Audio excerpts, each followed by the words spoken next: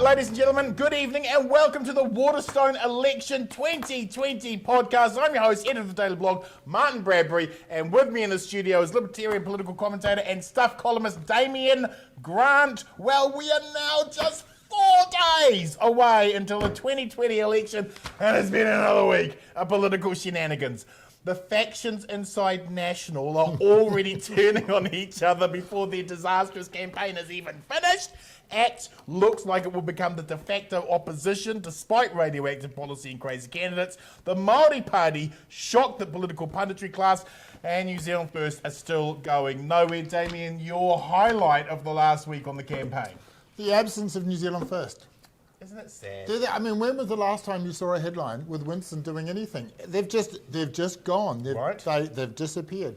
I tell you, the other highlight, Stuff did a Stuff Circuit investigation into Billy TK. Yeah, it wasn't that damning. Well, yes and no. I found it more interesting than damning. And it was a real eye-opener into the type of person Billy TK is. Right. But I think if you're in the tank for Billy TK in advance, I don't think that would have necessarily turned you No. off. No. And if you thought he was a loathsome individual, I think that would have merely confirmed it. I think the shocking bit surely about that though was that David Farrier did all of the hard work and in terms of actually the journalism for it, and then Circuit just came along, did it, and sent the invoice off to New Zealand on there for them to pay for it. I mean, surely that was just like, come on, is that journalism? Really? I think that is contemporary journalism. Yes. You work for this particular organisation, so that's fair enough. Jacinda can do no wrong. Jacinda can do no wrong. She can do no wrong because she's not doing very much. I think that's the only thing that I really enjoy. I am following. I got a friend of mine who works for Jacinda Ardern in the press corps. Yes. I go through Twitter looking for pictures of the Prime Minister to see if I can see my friend, and then I comment on her clothing choices. Lovely. That is the highlight. But the other highlight, I think, is Jamie Lee Ross and Billy TK and Advanced. I saw a video that they put out last couple of days. Yep. Really slick, really nice soundtrack, quite a bit of money gone into it, some really impressive crowds turning up at these things. Yes. And when you look at Billy TK on the interview when the Stuff Circuit, I actually think, I don't know why he walked out, because I actually think he was dealing with the criticism quite well. Right. He was very Trump-esque in the way that he was deflecting. Yes. And he had, the answers were a bit weak, but he had answers, even if I suspect sometimes they're flat out lies. So I think it was a disappointment, I think, for him that he walked out. I think we could be looking a bit of a boil over for these guys. They're polling at 1%. Now, the rounding doesn't tell us whether that's 0.7 or 1.4. One of my big hopes is that they outpoll New Zealand First. We'll find out shortly. Okay, let's have a look at Labour. The UMR leak poll that just came out today has them at 50%. Most academic research, I think, into psychology tells us that human beings in moments of crisis, regardless of being right or left, become immediately altruistic. It's like a switch goes on in our brain. Really? It's a research. Oh yeah, the academic research on this is just absolutely enormous. I put to you that there has been a because of my shift. expert in psychology. That there's been a tectonic shift in the psychology of the electorate, and Labour are looking at a once-in-a-generation win. If you ask the average Kiwi who is voting Labour this year to name just one Labour Party policy, I would put money on the table telling you that the vast majority of them would be answering, Jacinda saved New Zealand. When your policy platform is perceived by the vast majority as saving my life, it's all over, isn't it? Well, that's part of it. I think the other part has been the catastrophic weakness in the opposition. So part of the reason why people are voting Labour is that Judith Collins and the opposition are failing to present to New Zealand a credible alternative. They are not giving confidence. So those National Party voters that are shifted to Labour, I think there's a reasonable percentage of them prepared to come back. But National has failed, and I keep waiting for them to get their stuff together. They're just failing to give those voters a reason to come back. And the failings have been so simple. The mess with Denise Lee, with the email out. Yep. I think it was Jacinda Ardern had that wonderful crack about Denise Lee open sourcing the caucus commentary. I thought that was a brilliant line. I do hope my friend wrote that line. It was a great line. But also the praying in the church.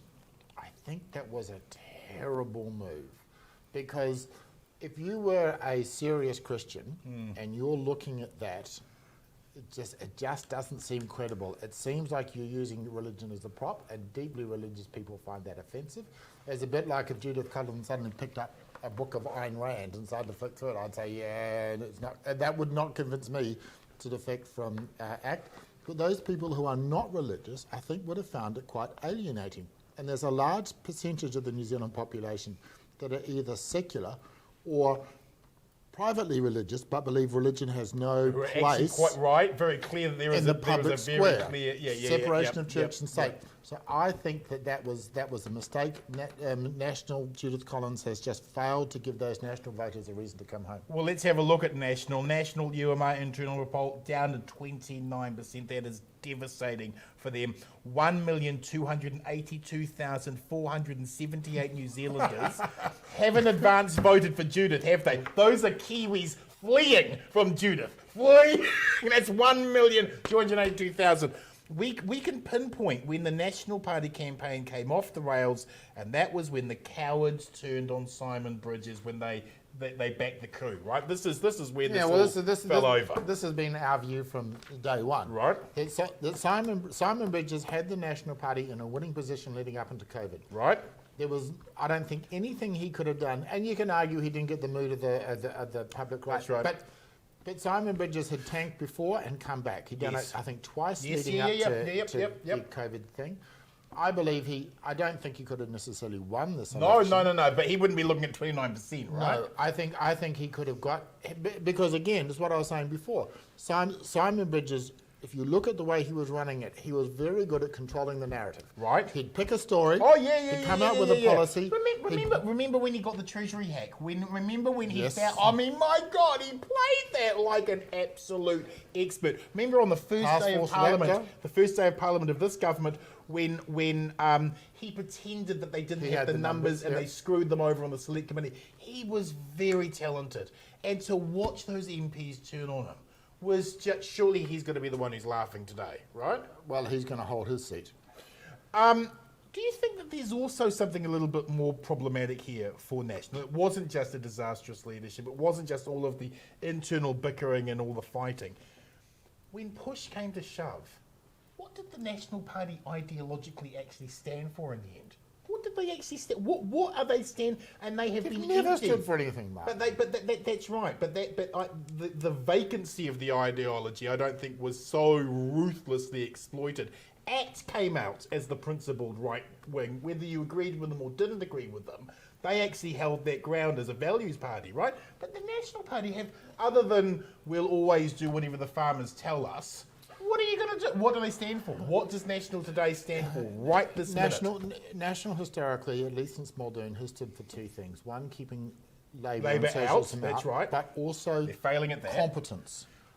And that's I'm not saying that they're right. But that's what the value that they've had in the past. Yes. So if you have a look at Jim Bolger, Jenny Shipley, John Key, Bill English, these were very competent professional individuals, and by and large, people who didn't get billion-dollar holes in their budget, right? They don't, and regardless of what you think of them, and I don't particularly like any of them, they were very competent, and they tended to lead fairly competent administrations and front benches. Could you say that about National in the last 3 years? No. Well. Yeah, until Bridges got rolled. In the last 2.5 years, I think National was doing a really good job, and people may not have liked Bridges personally, but they were polling way better than they were in the 40s, right? They were polling in the 40s, and they were polling in the 40s because Bridges was doing a good enough job to convince the electorate that he was competent and he was leading a competent team. And ever since then, it has been a circus that keeps losing its rings. When does Luxon stage his leadership challenge? Is it on the day after? No. Because that's a Sunday and he won't do plotting on a Sunday?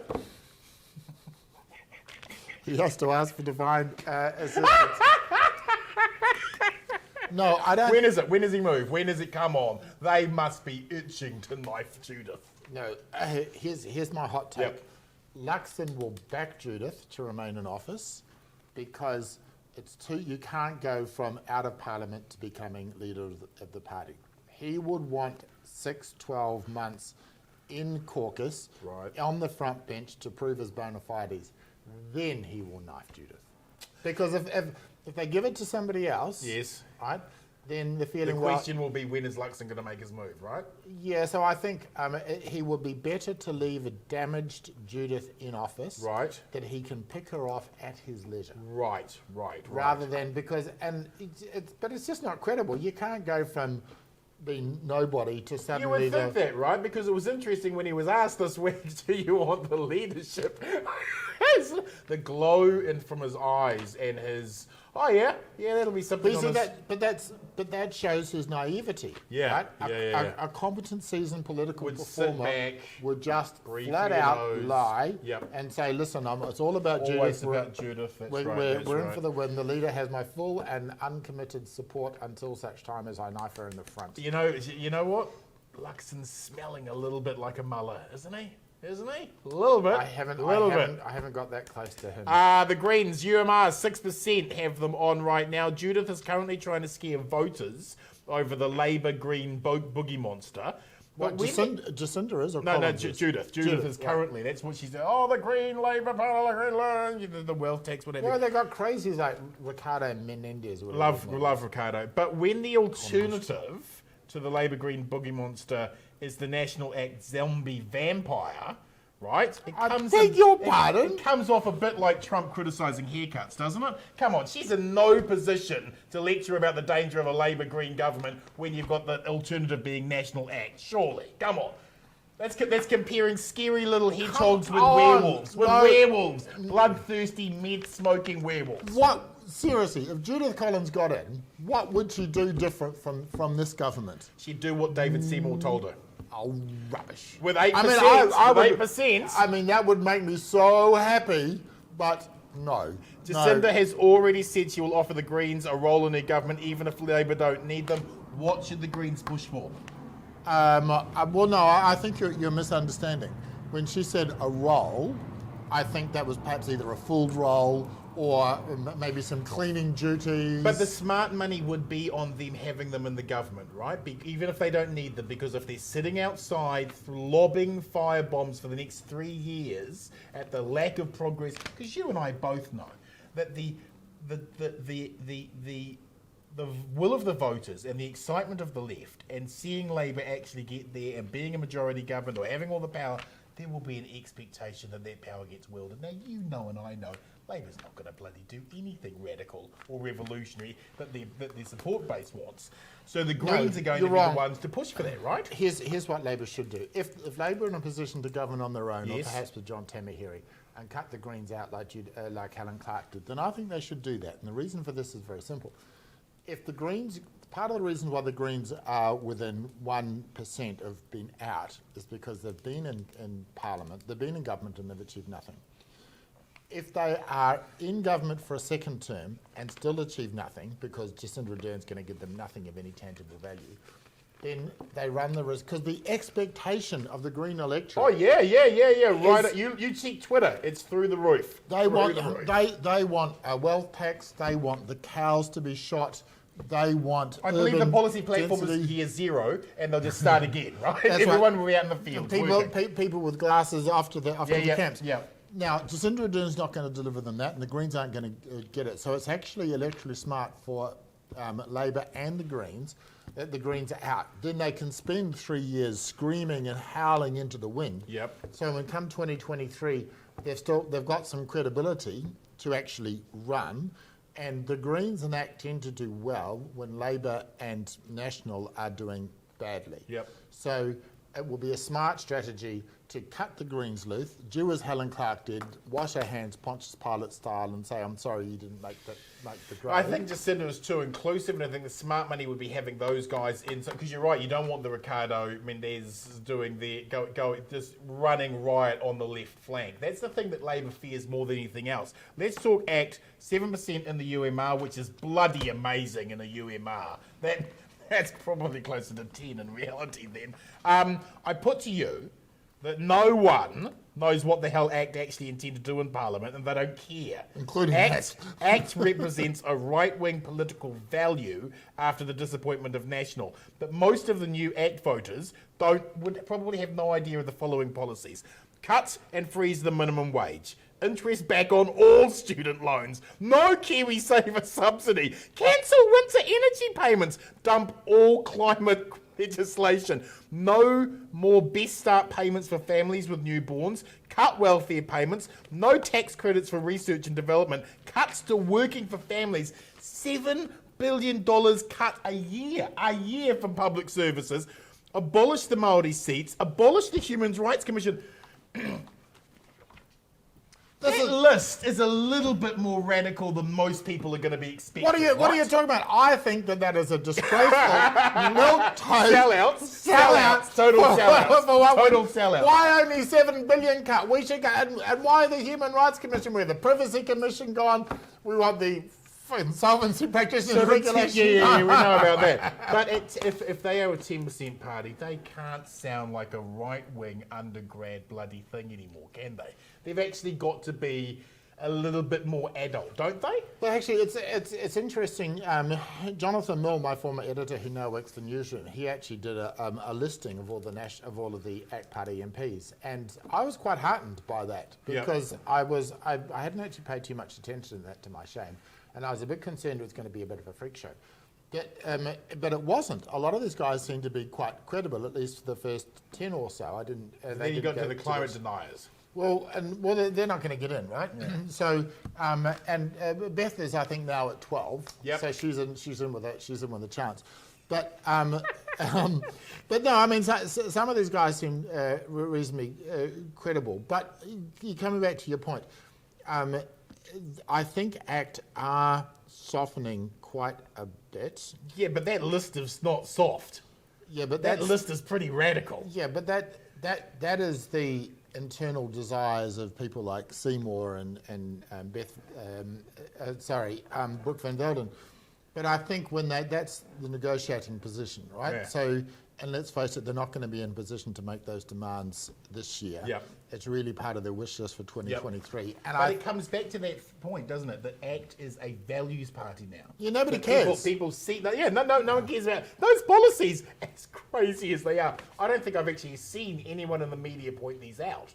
And I think likewise, if you were to go and have a look at the Green Party wish list, I think a lot of the Green Party members would probably go, what? Yeah. I mean, the Greens have been very courageous in pushing their wealth tax thing, which is remarkable when you consider that a lot of their votes come from places like Auckland Central and Wellington Central. You kind of wonder, hey guys, you know, you're not getting any votes in Mangere. You're getting them from Auckland Central and Wellington Central and Kandala. You may want to think about that. Oh, the wealth tax is a joke. No one can be serious about it. We need a financial transactions tax. I'm working on that with them. The Māori Party, let's talk then. Because Pākehā media have no idea what's happening in the Māori electorates, the Māori Party have been under the radar and suddenly become very competitive. Under the radar? John Tamahiri has not been under the radar. No, you're right. But he hasn't been. But the reality that there are 3 seats actually in play has been very much under the radar. If they win those 3, it could cause an overhang. We could have a Labour, Green, Māori Party government. Your thoughts, sir? Great day for New Zealand. Or will you stop dreaming in colour? Get the pacemaker out here. Look, that doesn't worry me because let's face it, they're not going to do anything.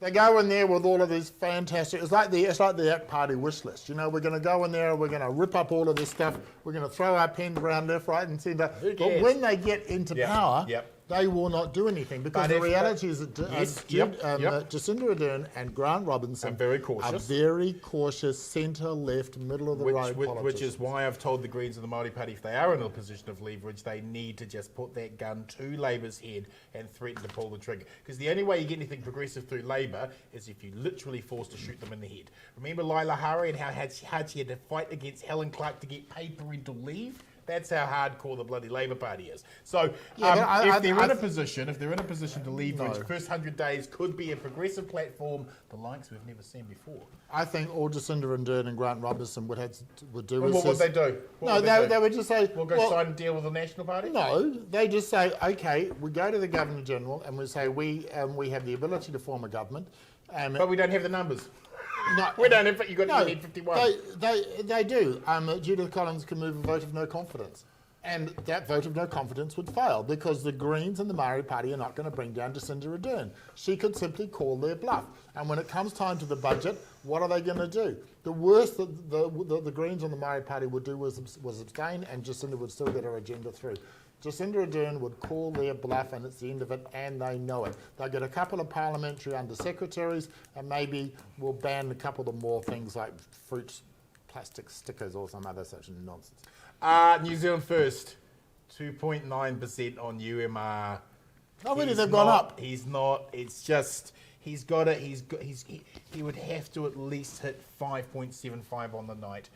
What are the chances between now and Saturday of him picking up 4 points? I'm really surprised because it's evaporated, eh? It's just absolutely evaporated. There's silence. There's complete silence. And the really telling thing is that the media have lost interest in him. Right. And the fact that Stuff Circus did a piece on Billy TK and nothing on New Zealand First, I think is an indication that Billy TK at this point in the electoral cycle is more relevant than Winston Peters, which is not a good thing for New Zealand. But I think that's where he's had a really good run. He's achieved, the Super Gold Card? Yep. He's brought down 2 governments. Yes. He had one nice speech. Yep. At Gallipoli in 2008. And worked with Muldoon. Yes. So a lot of cocktail parties. And it's this is his 3rd valedictory speech that he's missed. Yes. So he's been kicked out 3 times. 3rd time is the charm. There's no coming back. I do think somebody needs to put a stake through his electoral heart, but I think we're not going to see another one like him, are we? He is from a time and an era as a politician. We're just not going to see someone like him again, are we? No, I mean, you had Bruce Beetham and Gary Knapp with social credit. I wouldn't say that we will never see the likes of him again. Do you think John Tamahiri becomes his sort of inheritor of that roguishness? Possibly. I mean, Tamahiri is a bit constrained because he's kind of working electorally at the margins. But Tamahiri certainly has Winston's popular feel. He has his cheeky grin. And Tamahiri has also done kind of the whole pivot from a mainstream party to starting his own thing. Tamahiri doesn't quite have the broad electoral appeal that Winston has got. Yeah, maybe Tamahiri is although Tamahiri I think has more credibility and ideology than Winston does. Cannabis referendum, euthanasia referendum, thoughts? What I find fascinating is that there appears to be a significant portion of the electorate. So cannabis looks like it's iffy. Euthanasia is going to get over the line. Yeah. That means that there is a portion of the population that's going to the booth and say, should grandma be allowed to kill herself? Yes. Should grandma be allowed to smoke weed? No. I know. So it's I know. I mean, it might only be 5 or 10% of the population. Probably these are people who are going to vote for Billy TK. But shouldn't Act feel shameful about having poor old Chloe do all the hard lifting on this? She has been the one out the front selling this. David Seymour has disappeared. And the reason David Seymour has disappeared because he thinks that Epsom won't go for him. As somebody who votes in Epsom and as a constituent, I say, no, sir, no, we need more now. But seeing as how much heavy lifting does he have to do? David Seymour's got to revive the courts of the ACT Party and he's got He has got to win over the conservative active electorate who votes national, and he's done it. He should apologise. He should apologise to Chloe for letting her do all the heavy lifting. You know who should apologise? Let's hear it. John Key for one. Shame. I have so many reasons. Wasn't he outrageous coming out shitting all over it? I mean, just good sir, please leave. He's a detestable, horrible politician. Yes, Can't stand him. And the hypocrisy. When you consider the issues, and you know what I'm referring to when it comes to John Key. Tail pulling? No, that is not the issue. Somewhere closer to home. When you consider the situation that John Key has to grapple with, his hypocrisy on this issue is shameful. I shall go no further. Goodness. Let's get into the final word. Damien, your final predictions for the election at Labour. Where are they going to end up? Let's get it written down, sir. Labour will fall one seat shy of an absolute majority. Woo! Okay, just sub 50%. And that's because they need to elect a speaker. Good point. National? Pardon me. Are they going to get over 30 or are they going to get under 30? You know, it's always impossible to think they would be under 30. Well, no, it's not, right? It's not, because you go back to, was it 2020? Yeah, 2002, 21%. When they tanked at 21%, Yep. and the reason why they tanked was that there were other viable parties on the right. Yes. United Future in particular. But in those 18 years, you've had an influx of Chinese New Zealanders. They're propping National up. They won't go into 25. That would be their base, surely.